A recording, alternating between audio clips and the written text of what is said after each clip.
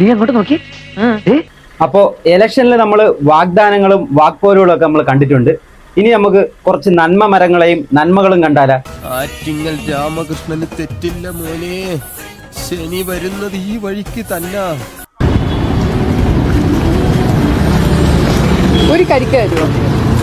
നമുക്ക് എവിടെയെങ്കിലും ഇരുന്ന് കൂൾ ഡ്രിങ്ക്സ് എന്തെങ്കിലും കുടിച്ചാൽ പോലും. അതല്ല, നമ്മുടെ കരിക്കെന്ന് പറയുന്നത് കേരളത്തിൽ വളരുന്ന, നമ്മുടെ മണ്ണിൽ വളരുന്ന ഒരു വളരെ പോഷക സമൃദ്ധമായിട്ടുള്ള പ്രകൃതിദത്തമായിട്ടുള്ള ഒരു പാനീയമല്ലേ. അപ്പോൾ നമ്മൾ എന്തിനാണ് ഈ കുപ്പിവെള്ളം അല്ലെങ്കിൽ ബോട്ടിൽഡ് ഡ്രിങ്ക് കുടിക്കാൻ പോകുന്നത്?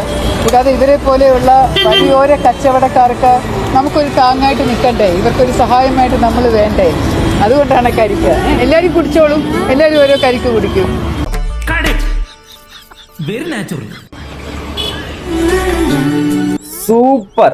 Super content madam, super content.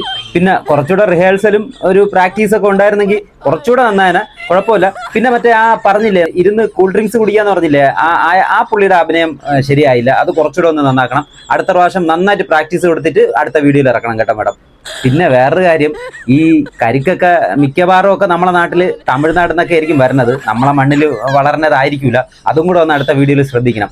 പിന്നെ ഇതുപോലത്തെ നല്ല ഷോർട്ട് റീൽസുകൾ ഇനിയും പ്രതീക്ഷിക്കുന്നു. കണ്ണെത്തുന്നിടത്ത് കൈയും, കൈയെത്തുന്നിടത്ത് മനസ്സും, മനസ്സെത്തുന്നിടത്ത് ഭാവവും, ഭാവത്തുന്നിടത്ത് രസവും ഉണ്ടാകും. അതാണ് അഭിനയം. പിന്നെ ഇന്ദിരാഗാന്ധിയുടെ പേരിലുള്ള ഗ്യാരണ്ടി പ്രഖ്യാപിച്ചത് ആരാണ് നിങ്ങൾ?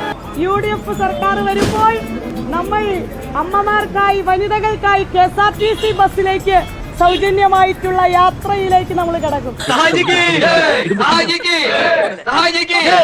ചിറയൻകീഴ് UDF സ്ഥാനാർത്ഥി രമ്യ ഹരിദാസിന്റെ ഇന്ദിരാ ഗ്യാരണ്ടി ബസ് പരീക്ഷണ യാത്ര നടത്തുന്നു. വനിതകൾക്ക് സൗജന്യമാണ് യാത്ര. നമുക്കറിയാം, രാഹുൽ ഗാന്ധി പ്രഖ്യാപിച്ച 5 ഇന ഗ്യാരണ്ടികളാണ്. അതിൽ കേരളത്തിലെ അമ്മമാർ ഏറ്റെടുത്ത അവരുടെ ഒരു പ്രധാനപ്പെട്ട ഒരു പദ്ധതി എന്ന് പറയുന്നത് KSRTC ബസ്സുകളിലേക്ക് UDFന്റെ സർക്കാർ അധികാരത്തിലെത്തിയാൽ സൗജന്യ യാത്രയായിട്ട്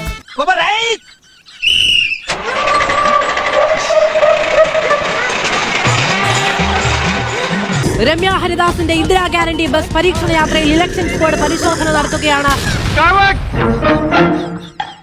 ആ സൗജന്യം നൽകൽ ചട്ടലംഘനമാണോ എന്നാണോ പരിശോധന? ഈ കാണുന്ന സ്വകാര്യ ബസ്സിൽ ഇന്ന് വനിതാ യാത്രക്കാർക്ക് സൗജന്യമായി യാത്രാ സൗകര്യം ഒരുക്കിയിരുന്നത്. പക്ഷേ അതിലൊരു പ്രശ്നം ചൂണ്ടിക്കാട്ടുന്നത് ഇപ്പോൾ ഇത് നിയമ ലംഘനമാണ്, മാത്രമല്ല പെരുമാറ്റച്ചട്ടത്തിനെതിരാണ്. സഹായിക്കണം, പ്രാർത്ഥനയുണ്ടാകണം.